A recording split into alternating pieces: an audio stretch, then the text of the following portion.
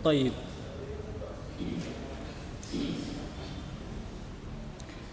Bismillahirrahmanirrahim. Assalamualaikum warahmatullahi wabarakatuh.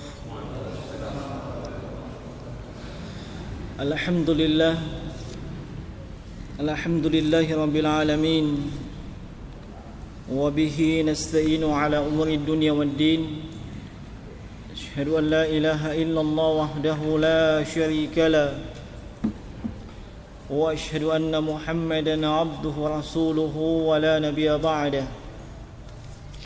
Sallallahu alaihi wa ala alihi wa ashabihi wa man tabi'ahum bi ihsan ila yaumiddin, thumma amma ba'd. Allahumma la ilma lana illa ma 'allamtana.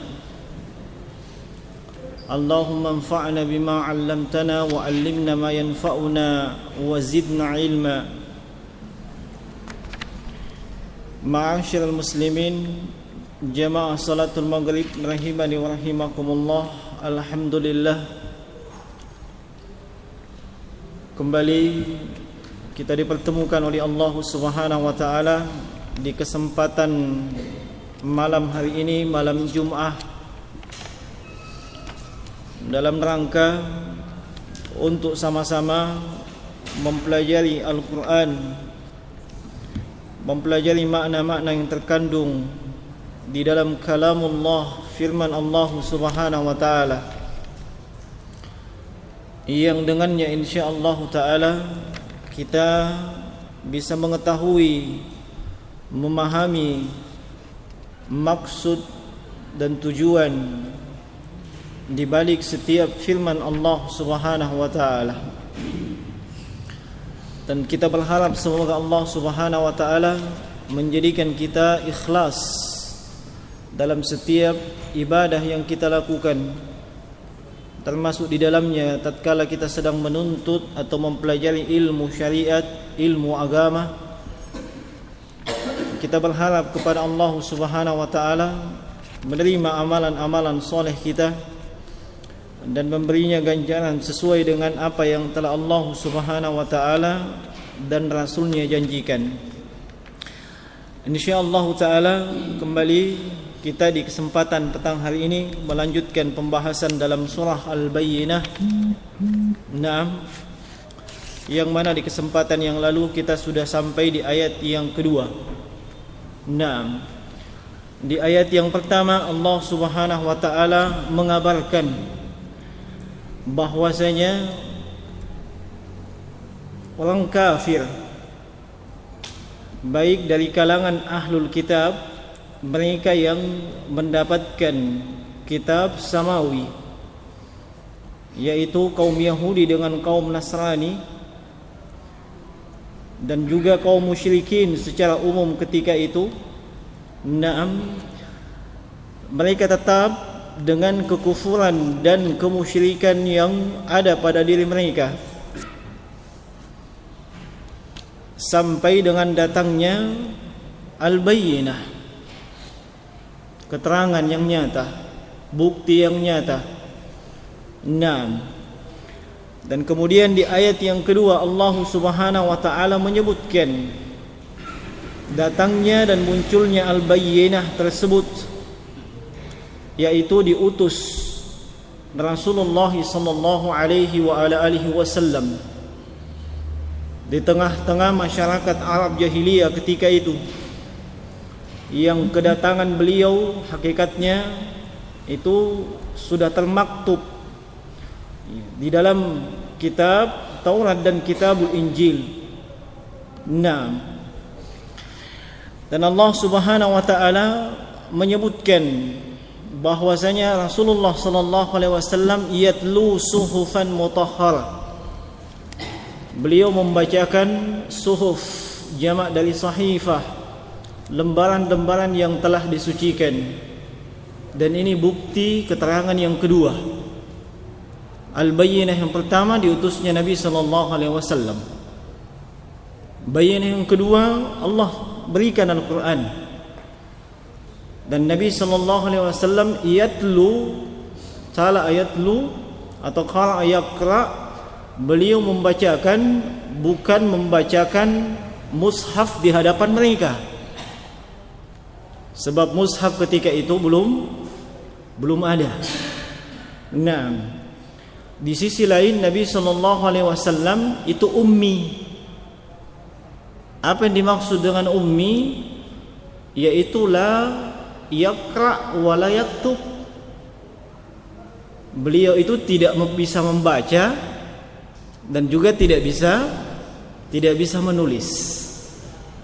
Nah, makanya para ulama tafsir ketika mereka menjelaskan yatlu suhufan mutahharah, Nabi membacakan kepada mereka Al-Quran, yaitu membacakan dengan melalui hafalan beliau.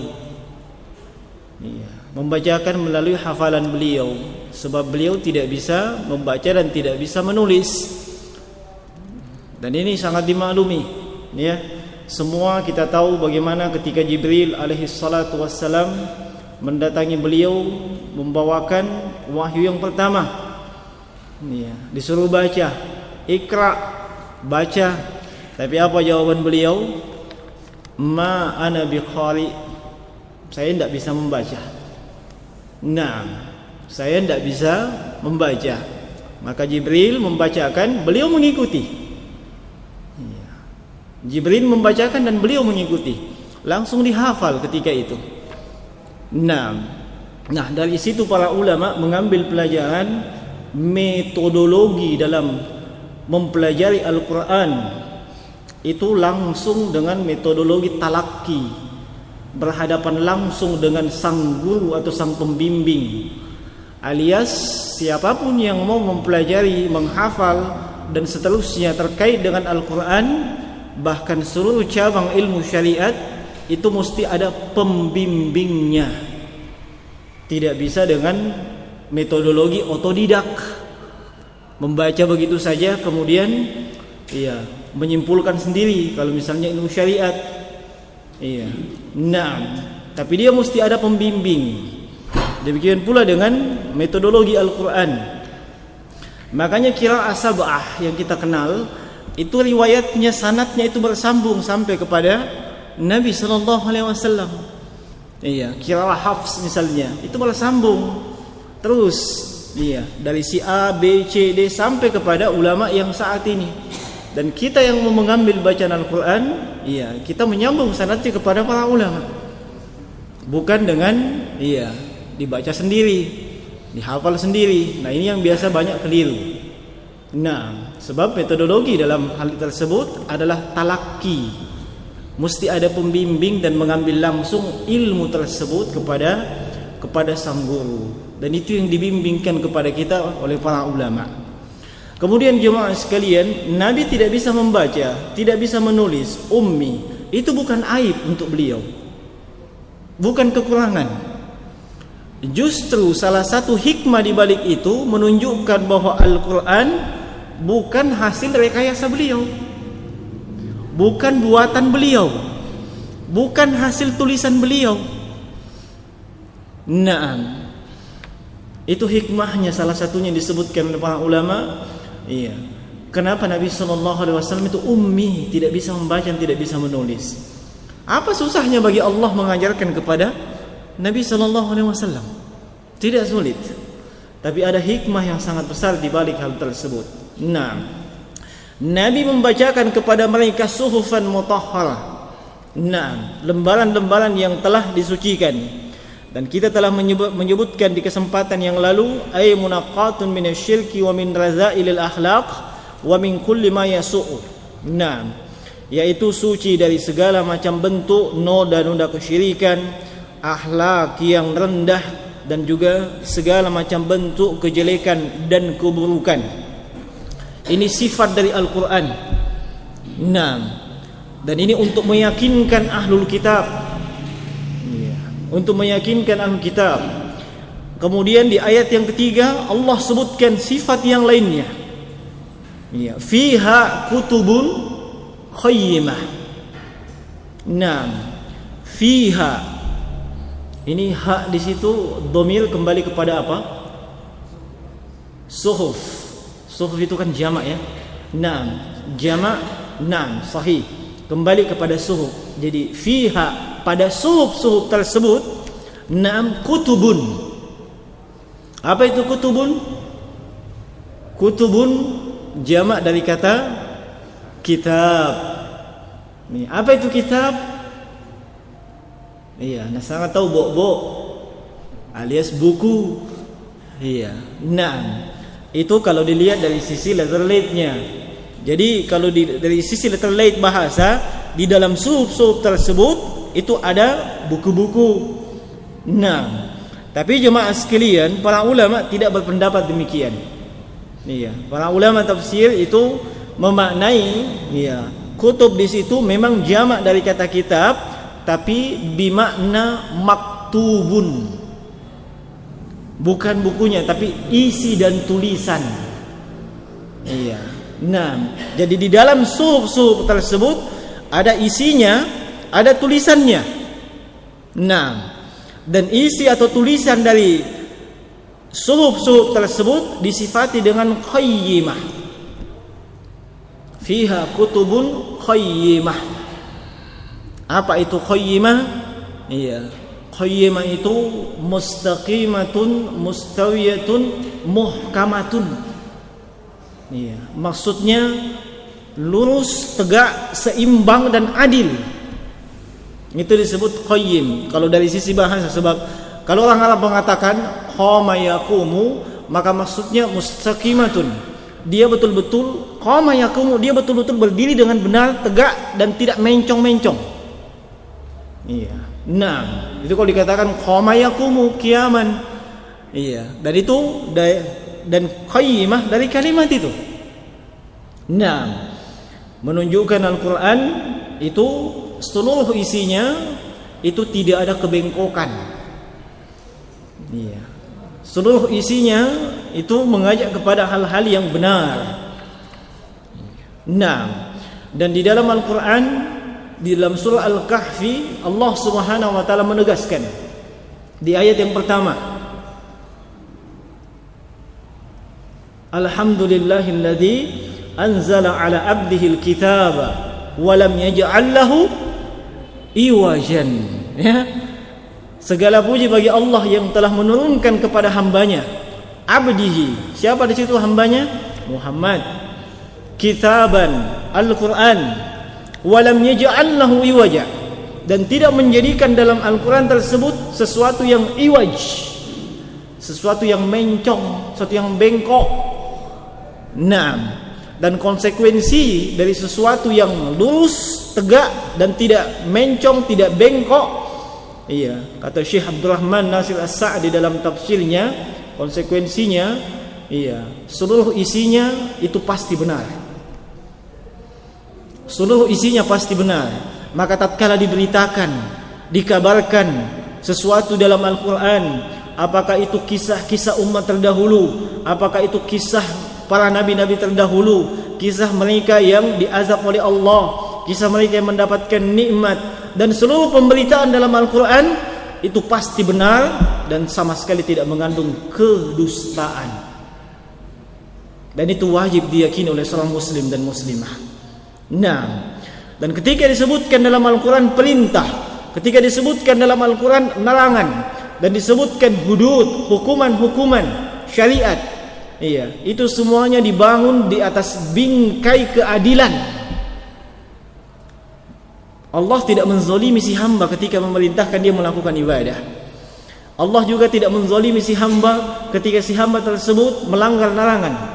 Allah juga tidak menzalimi si hamba ketika si hamba tersebut berhak dan layak untuk mendapatkan hukuman dari si syariat. Tidak.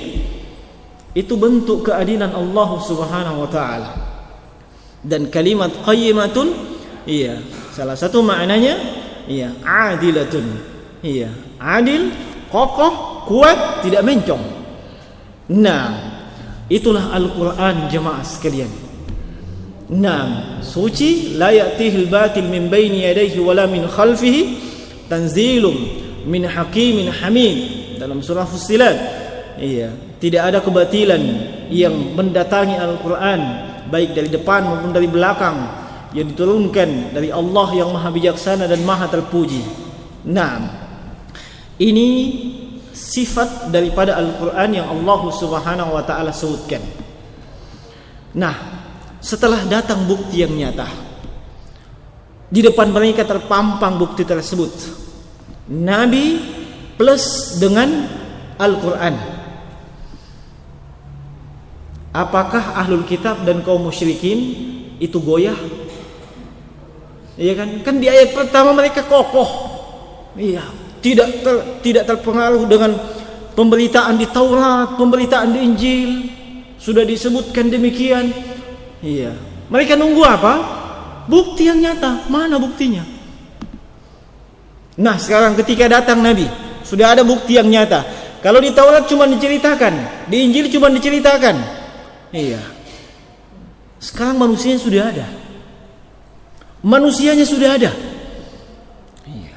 Dan beliau datang dengan membawa kitab yang datang dari langit. Membacakan kitab yang datang dari langit. Dua bayyinah. Dua bukti yang nyata dibawakan kepada ahlul kitab dan kaum musyrikin yang ngeyel dengan kemusyrikan dan kekufurannya. Apakah mereka kemudian rujuk kepada kebenaran? Jawabannya jemaah sekalian ada di ayat yang keberapa? Yang keempat. Allah Subhanahu wa taala sebutkan, "Wa ma tafarraqal ladzina utul kitaba illa min ba'di ma ja'atuhumul bayinat."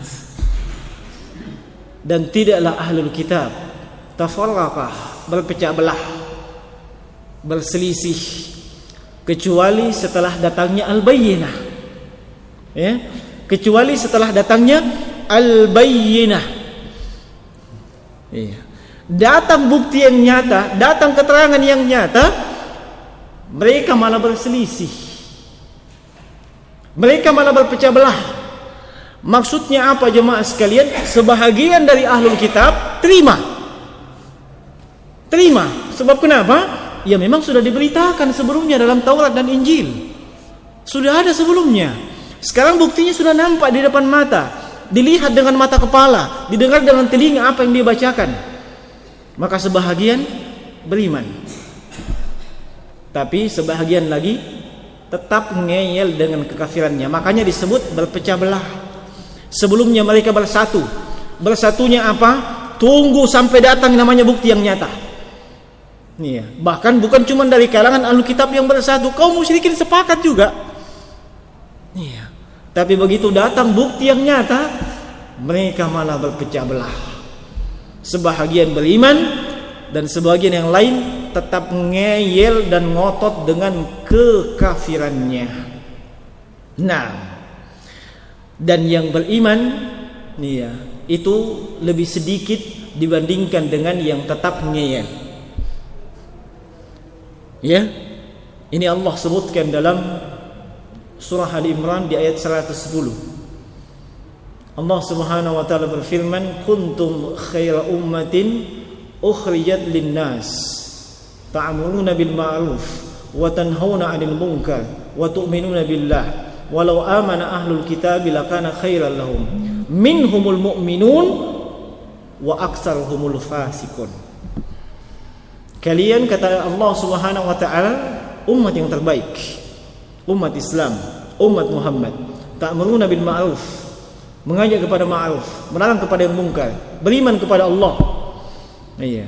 Kemudian Allah sebutkan, walau amana ahlul kitab, seandainya ahlul kitab itu beriman, lakana khairan lahum. Itu yang terbaik sebenarnya. Bahkan kalau ahlul kitab beriman, mereka mendapatkan ajar marrataini, pahala 2 kali. Melebihi pahala kita. Iya. Kalau mereka beriman kepada Rasulullah, mereka mendapatkan 2 pahala. Pahala yang pertama beriman kepada Nabi sebelumnya. Sebab mereka mendapati Nabi sebelumnya, mendapati kitab sebelumnya. Dan pahala yang kedua mereka mengikuti Nabi sallallahu alaihi wasallam. Iya, di antara mereka ada yang beriman. Tapi kata Allah, wa aktsaruhumul fasiqun, lebih banyak yang tidak beriman. Nah, lebih banyak yang tidak beriman.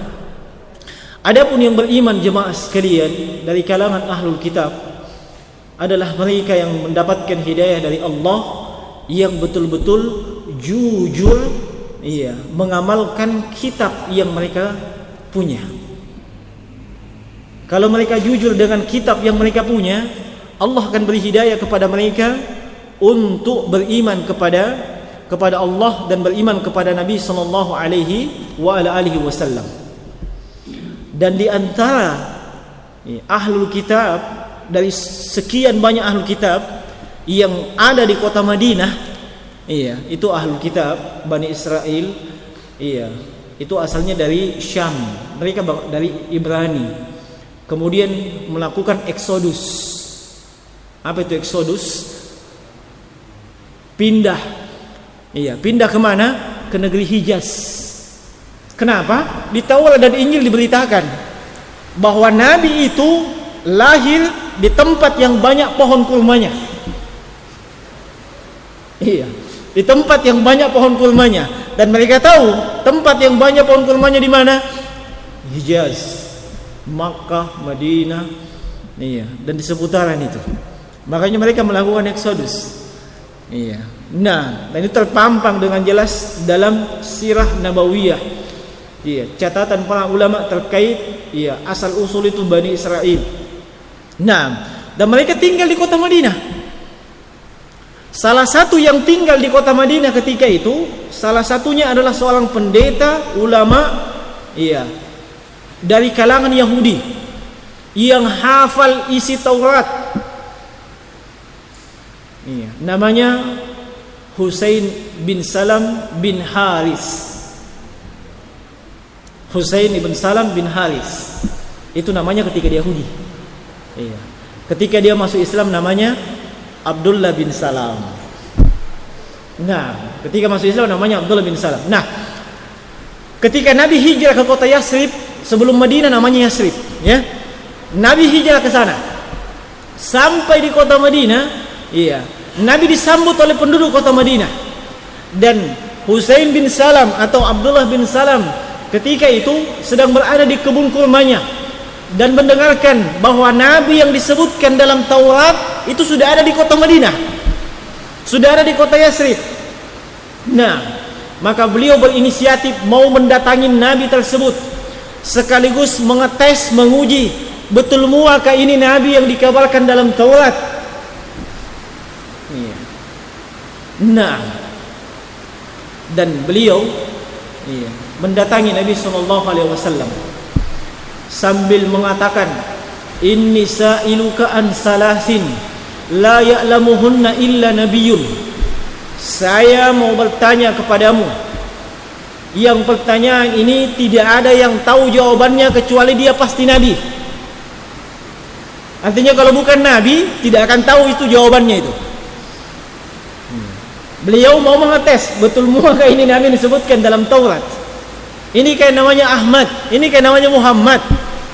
Nah, lalu beliau menanyakan pertanyaan yang pertama, ma awwalu asyratis sa'ah? Apa tanda-tanda kiamat yang besar yang pertama kali terjadi? Nah, pertanyaan yang kedua, ma ta'amu ya'kuluhu ahlul jannah, atau kama qala, apa makanan yang pertama kali dimakan penduduk surga? Nah, dan pertanyaan yang ketiga, kaifa yanzi'ul walad li abihi wa yanzi'u li ummihi? Bagaimana itu seorang anak bisa mirip bapaknya? Dan bagaimana seorang anak bisa mirip dengan apanya? Ibunya, bukan dengan neneknya. Nah, 3 pertanyaan ini itu hanya Nabi yang tahu. Kalau bukan Nabi tidak bisa dijawab. Nah, dan ini diriwayatkan oleh Imam Al-Bukhari dalam sahihnya dari hadis Anas bin Malik radhiyallahu taala. Nah, maka Nabi SAW sebelum menjawab itu beliau mengatakan, akhbarani Jibril anifan. Oh, itu 3 pertanyaanmu tadi itu barusan Jibril kasih tahu saya. Iya, barusan Jibril kasih tahu saya. Nah, lalu kata Abdullah bin Salam ketika itu, iya, beliau mengatakan zalika aduwwul yahudi minal malaikah. Itu Jibril itulah musuh bebuyutannya kaum Yahudi. Itulah musuh bebuyutannya kaum Yahudi. Nah, lihat itu kaum Yahudi.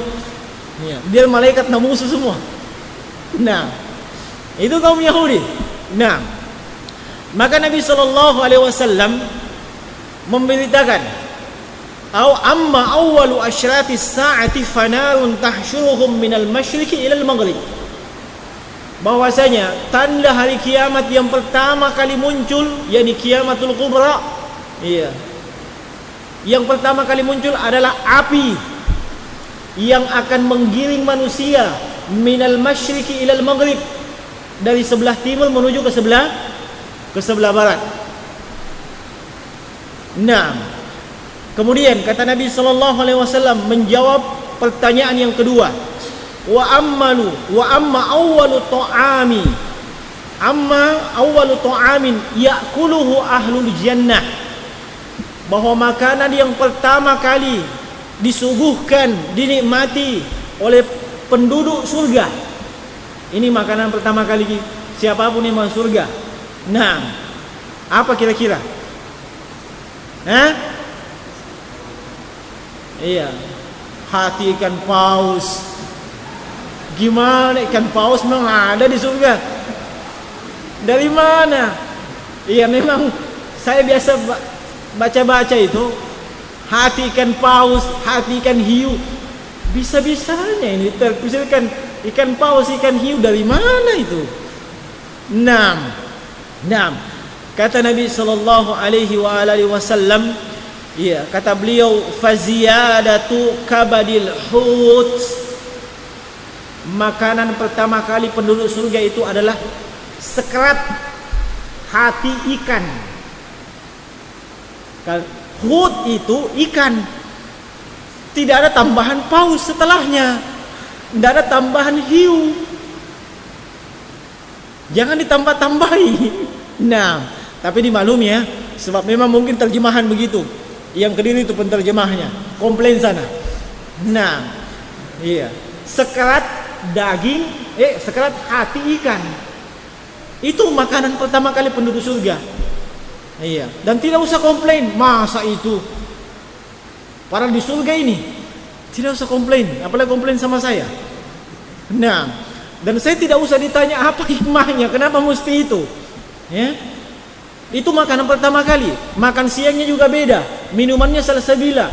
Iya, besoknya lagi lain menunya. Saya tidak usah ditanya semua itu. Yang jelas ini pertanyaan Abdullah bin Salam kepada Nabi, yang hanya Nabi yang tahu. Iya, Nabi jawab, sekerat hati ikan. Nah, kemudian kata Nabi SAW terkait pertanyaan ketiga, kenapa itu anak bisa mirip bapaknya? Kenapa itu anak bisa mirip ibunya? Kata Nabi SAW, wa ammal waladu fa idza sabaka ma'u rajulu ma'ul mar'ati naza'al walad. Adapun si anak itu bisa mirip bapaknya. Iya. Kita bicara sedikit porno ini, ya. Kenapa bisa mirip bapaknya? Kalau si bapak bersedekah kepada si ibu, iya, berhubungan maksudnya. Nah, lalu yang pertama kali KO, ya, yang pertama kali keluar bibitnya. Kalau si bapak yang pertama kali keluar dan lebih mendominasi bibitnya, maka si anak itu nantinya laki-laki. Si anak itu nantinya laki-laki. Iya. Ini juga mengajarkan kita tips untuk mendapatkan anak laki-laki. Iya. Makanya yang banyak yang anaknya laki-laki semua, ya Allah wala mungkin dia kalah terus itu. Nah, kalah terus. Nah, kemudian kata Nabi SAW, wa idza sabakal ma'u wa idza sabaka ma'ul mar'ati ma'a rajul naza'atil walad. Sebaliknya, kalau yang keluar duluan bibit si ibu, iya, bapak belakangan, artinya si ibu duluan kalah, dan yang mendominasi memang adalah bibitnya si ibu, maka anaknya nanti perempuan. Paham sampai di sini? Lihat anak-anak kita. Yang mana yang banyak, laki atau perempuan? Kalau yang perempuan mantap, bapak jalan kalah itu. Iya. Tapi kalau laki-laki semua, ya kebiasaan dikalah. Oh, wah kalau kembar, wah, berarti kalahnya 2 kali. Nah, kemudian dijelaskan oleh para ulama bahwasanya itu ada tambahan yang lainnya. Iya. Tambahan yang lainnya yaitu kenapa si anak mirip dengan ibunya. Iya. Dan kenapa si anak, iya, kalau tadi kenapa anak itu laki-laki? Kenapa anak itu perempuan? Iya. Ini tambahannya, kenapa si anak itu mirip dengan ibunya atau mirip dengan bapaknya? Nah, kalau yang mendominasi, iya, itu adalah si ibu. Ya, si ibu yang mendominasi. Maksudnya bibitnya yang duluan keluar. Iya. Si bapak itu kalah. Iya, si bapak itu kalah. Nah, si bapak belakangan. Itu anaknya kira-kira mirip ibunya atau mirip bapaknya? Mirip dengan ibunya. Nah, iya, kebalik. Afwan. Iya. Bapak yang duluan kalah. Tapi bapak duluan kalah, ibu belakangan. Tapi iya, si ibu ini lebih banyak dominasi bibitnya. Maka itu anak laki-laki tapi wajahnya mirip dengan ibunya. Nah, sebab gen yang paling mendominasi itu ibunya. Begitu pula sebaliknya. Iya. Mungkin ibunya duluan keluar, tapi bibitnya bapak itu lebih banyak. Iya. Maka itu nanti anak perempuan tapi mirip dengan si bapak. Ya, kita lihat anak kita lagi mirip siapa? Ya. Asal jangan mirip tetangga. Ya. Ini yang hati-hati kalau mirip tetangga. Nah, curiga boleh, tapi dulu jangan. Iya, sebelum ada bukti yang nyata. Nah, boleh. Iya. Ini tambahan faedah untuk kita ya. Iya. Apalagi mereka yang mungkin dalam waktu dekat mau menikah. Iya. Atau dalam waktu dekat mau menambah anak. Jangan langsung menambah istri. Ya. Mau menambah anak punya planning sebelumnya perempuan. Saya mau laki-laki. Bisa, insyaallah dengan izin Allah kalah terus. Ya. Ya, laki-laki lagi itu. Nah, gitu aja. Sebenarnya dari sini kita sudah tahu bahwa yang namanya hal-hal seperti itu sudah diketahui 14 abad yang lalu. 14 abad yang lalu sudah diketahui.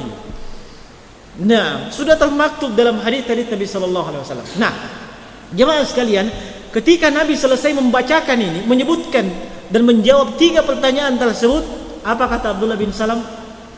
Asyhadu an la ilaha illallah wa asyhadu anna Muhammadar Rasulullah. Lihat, orang yang jujur dengan isi kitabnya. Ya. Dia sudah baca di Tauratnya, sudah hafal isi Taurat, diberitakan. Begitu datang bukti yang nyata, apalagi dia menguji Nabi sallallahu alaihi wasallam dan benar. Orang yang jujur itu akan beriman kepada Nabi. Abdullah bin Salam beriman kepada Nabi sallallahu alaihi wasallam dan beliau ahli kitab, bahkan bukan sembarangan ahli kitab, ulama dari kalangan ahli kitab, hafal Taurat. Iya. Nah, itu yang segelintir yang beriman kepada Nabi. Adapun yang tidak beriman, yang jauh lebih banyak, subhanallah. Iya. Itu jauh lebih banyak dibandingkan yang tidak beriman. Wa aksarhumul fasiqun. Jemaah sekalian rahimani wa rahimakumullah. Allah memberitakan karakter ahlu kitab. Datang kepada mereka bukti, datang kepada mereka keterangan yang nyata, tapi mereka malah berpecah belah. Dan kita dilarang oleh Allah Subhanahu wa taala, dilarang oleh Nabi sallallahu alaihi wasallam ikut-ikutan dengan ahlul kitab berpecah belah. Kita dilarang mengikuti mereka dalam hal demikian. Maksudnya ketika datang kebenaran, datang sesuatu yang bukti yang nyata, jangan berpecah belah. Allah Subhanahu wa taala sebutkan dalam surah Ali Imran di ayat 105, wala takunu kalladzina tafarraqu wakhtalafu min ba'di ma ja'ahumul bayyinat ulaika lahum azabun azim. Jangan kalian seperti mereka yang berpecah belah, berselisih, berbeda pendapat setelah datang bukti yang nyata, datang al-bayyinah. Mereka itulah yang akan dibalas dengan azab yang amat pedih. Dan di dalam surah Rum di ayat 31 dan 32 Allah Subhanahu wa taala berfirman, "Wala takunu minal musyrikin." Kalian jangan seperti golongan orang musyrik. Bagaimana itu orang musyrik? Minal ladzina farraqu dinahum, mereka yang memecah belah agama mereka. Wa kanu syi'an, mereka berkelompok-kelompok. Mereka berkelompok-kelompok. Kullu hisbin bima ladaihim farihun. Setiap kelompok itu bangga dan pede dengan kelompoknya. Kita dilarang untuk mengikuti mereka. Kita dilarang untuk mengikuti ahlul kitab. Maksudnya apa? Ketika datang bayyinah, bukti yang nyata, datang Al-Quran, datang hadits, terima. Terima. Itu yang dilarang. Tapi ternyata jemaah sekalian, umat Islam itu terpecah belah. Iya kan? Umat Islam terpecah belah. Dan Nabi SAW mengabarkan dalam hadis tentang terpecah belahnya umat Islam. Yaitu di dalam hadis yang hadis ini kadang dipermasalahkan oleh sebagian orang. Sebagian orang yang tidak paham dengan ilmu hadis, lalu mempermasalahkan hadis tersebut. Padahal hadis tersebut itu hadis yang semakna dengan hadis tersebut kurang lebih 15 hadis. Diriwayatkan oleh 10 ulama ahlul hadis yang datang dari 14 sahabat terpercaya. Yaitu hadis yang mengatakan, kata Nabi sallallahu alaihi wasallam, atau kama qala, iftaraqatil yahudu ala 71 firqah. Yahudi terpecah menjadi 71 golongan. Waftaraqatil nasara ala 72 firqah. Nasrani terpecah menjadi 72 golongan. Wa sataftariqu hadhihi ummah, dan umat ini akan terpecah menjadi 73 firqah. 73 golongan. Kulluhum finnar, semuanya di neraka, illa wahidah, kecuali satu. Ini hadis yang sahih. Disepakati kesahihannya oleh para ulama hadis. Anehnya banyak yang protes dengan hadis ini. Bahkan yang dengung-dengungkan katanya ada hadis kebalikannya. Satu di neraka dan 72 yang masuk surga. Ya Rabbi. Itu pun ketika dituntut datangkan sanadnya, mana sanadnya itu hadis, dia tidak bisa. Hanya mengatakan katanya begitu. Kalau katanya dan katanya, anak kecil juga bisa mengatakan katanya dan katanya. Itu tidak lebih daripada dongeng. Kalau cuma sekedar katanya dan katanya. Hadis itu hadis yang sahih. Umat Islam terpecah menjadi 73 golongan. Semuanya ke neraka. Cuma satu golongan yang masuk surga. Dan Nabi sebutkan yang masuk surga itu adalah ma ana alaihi wa ashabi. Siapa saja yang mengikuti aku dan para sahabatku. Nabi tidak menyebutkan kelompok, kelompok fulan, ormas fulan, yayasan fulan, tidak ada disebutkan itu. Allah sebutkan sifatnya mereka, karakternya mereka. Apa itu? Ma ana alaihi wa ashabi. Siapapun yang mengikuti aku dan para sahabatku. Dan di dalam riwayat yang lain itu disebutkan, humul jamaah, mereka adalah al-jamaah. Tapi ini juga disalah tafsirkan. Setiap jamaah mengatakan inilah jamaah yang dimaksud. Datang Islam jamaah, ini nih, karena ada kata jamaahnya. Subhanallah. Para al-jamaah itu sebagaimana kata Abdullah bin Mas'ud radhiyallahu ta'ala anhu, ma wafaqal haqqa walau kunta wahdak. Apa yang sesuai dengan kebenaran, apa yang sesuai dengan Al-Quran, apa yang sesuai dengan sunnah, meskipun Anda sendirian. Meskipun Anda sendirian. Sebab jamaah itu, iya, kalau dari sisi terminologinya para ulama adalah sahabat, tabi'in dan tabi'ut tabi'in. Itulah jamaah. Iya, itulah jamaah. Itulah yang dikenal dengan salafus saleh. Salafus saleh, salaf pendahulu. As-saleh pendahulu yang soleh, sahabat, tabi'in dan tabi'ut tabi'in. Dan mereka yang meneladani 3 generasi terbaik, sahabat, tabi'in dan tabi'ut tabi'in, biasanya menyematkan nama mereka dengan salafi. Sebab salaf dan ya di belakang itu ya nisbah, menisbatkan diri mereka kepada 3 generasi tersebut. Bahwa pemahaman metodologi beragama mereka, Al-Quran dan Sunnah yang mereka pelajari, dia pelajari dan dia pahami sebagaimana pemahaman sahabat, sebagaimana pemahaman tabi'in, sebagaimana pemahaman tabi'ut tabi'in. Bukan memahami dengan pemahaman diri sendiri, bukan memahami dengan pemahaman kelompok, pemahaman yayasan, pemahaman ormas dan seterusnya. Dan itulah sebenarnya yang menyebabkan kita berpecah belah. Itu yang menyebabkan kita berpecah belah. Jemaah sekalian, bicara mengenai perselisihan, perbedaan pendapat, di kalangan sahabat banyak perbedaan pendapat. Banyak, tapi mereka tidak berpecah. Tidak sampai membuat perbedaan pendapat tersebut berpecah belah. Kita di zaman ini, soal baca bismillah di awal sholat saja, sebelum Fatihah saja ribut. Iya. Tidak mau sholat di belakangnya orang yang tidak baca bismillah kali. Padahal mungkin dia baca aja tapi nak kasih pelan. Perbedaan seperti itu saja. Nah, perbedaan fikih. Nah, yang sholat dengan menunjuk kuat lurus. Iya, itu bermasalah dengan yang begini-begini. Ya Allah, itu tidak perlu dipersoalkan. Itu punya sisi-sisi pendalilan. Kalau permasalahan fikih, persoalan ijtihadiyah itu sangat luas. Sepanjang dia punya dalil dan punya sisi pendalilan, jangan Anda salahkan secara mutlak. Jangan. Yang azan 2 kali, yang azan 1 kali ketika Jumat, punya sisi pendalilan. Yang membaca as-salatu khairun minan naum ketika subuh dengan yang tidak membaca salatu khairun minan naum ketika subuh, tidak usah dipermasalahkan.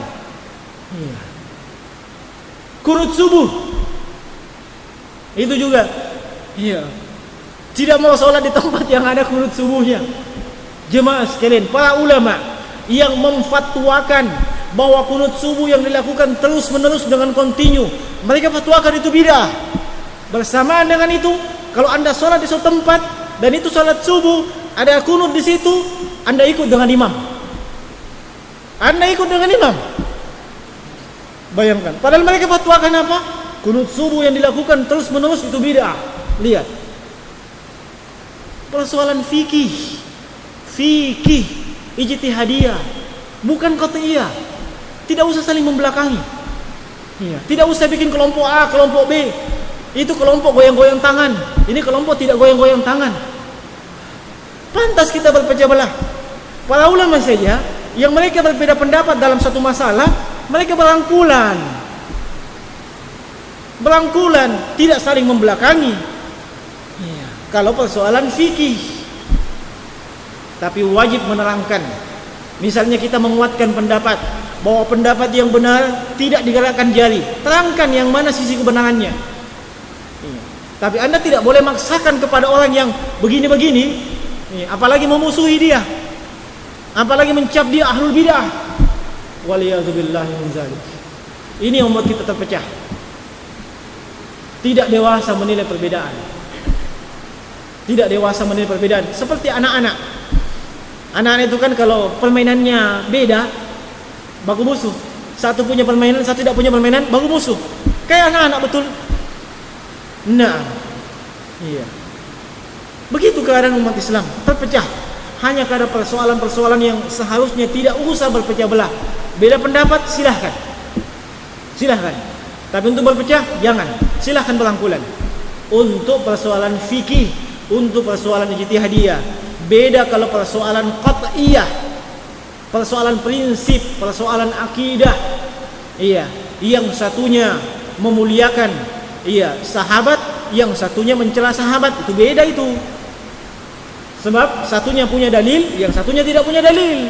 Itu beda ceritanya. Tapi kalau masing-masing punya dalil, ada sisi-sisi kebenaran dari dalil itu, lapang dada.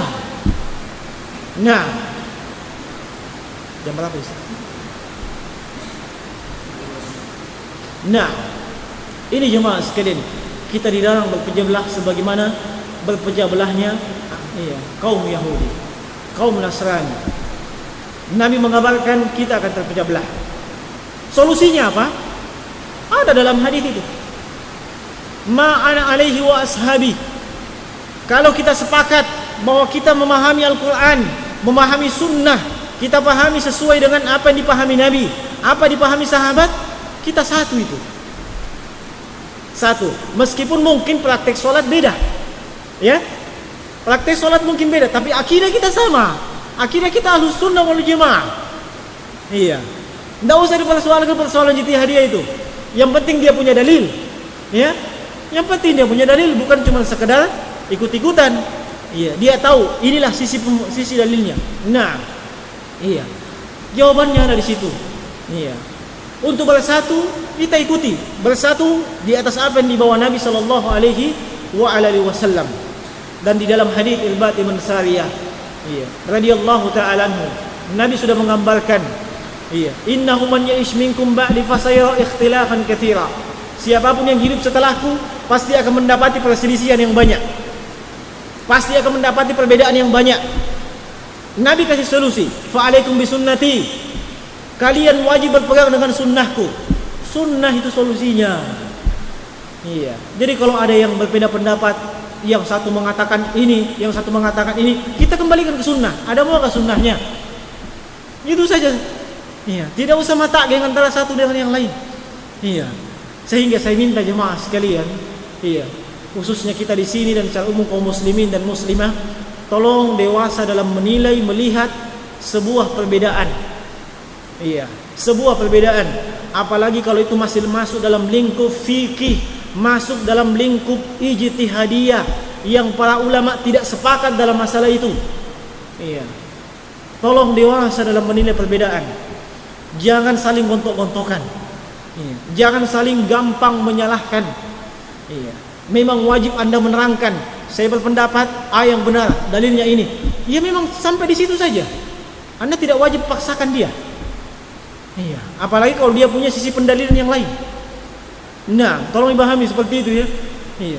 Itu salah satu solusi supaya kita tidak seperti Yahudi dan Nasrani yang berpecah belah itu. Nah, kita kembalikan kepada apa yang telah dituntunkan Rasulullah SAW dan apa yang telah diamalkan oleh para sahabat ridwanullahu anhum ajma'in. Nah, saya kira hanya sampai di sini, sampai di ayat yang keempat. Insyaallah kita akan lanjutkan di kesempatan yang lain. Nah, mungkin ada yang mau komplain atau bertanya? Insyaallah semuanya paham. Cuma dua kemungkinan, semuanya paham dengan paham yang betul, atau semuanya tidak ada yang ingat. Nah, semoga yang pertama, insyaallah taala. Demikian yang benar datang dari Allah Subhanahu wa taala, yang keliru datang dari kami. Subhanakallahumma bihamdik, nasyhadu an la ilaha illa anta, wa atubu ilaik. Wa sallallahu ala nabiyyina Muhammad wa ala alihi wa sahbihi wa sallim. Assalamualaikum warahmatullahi wabarakatuh.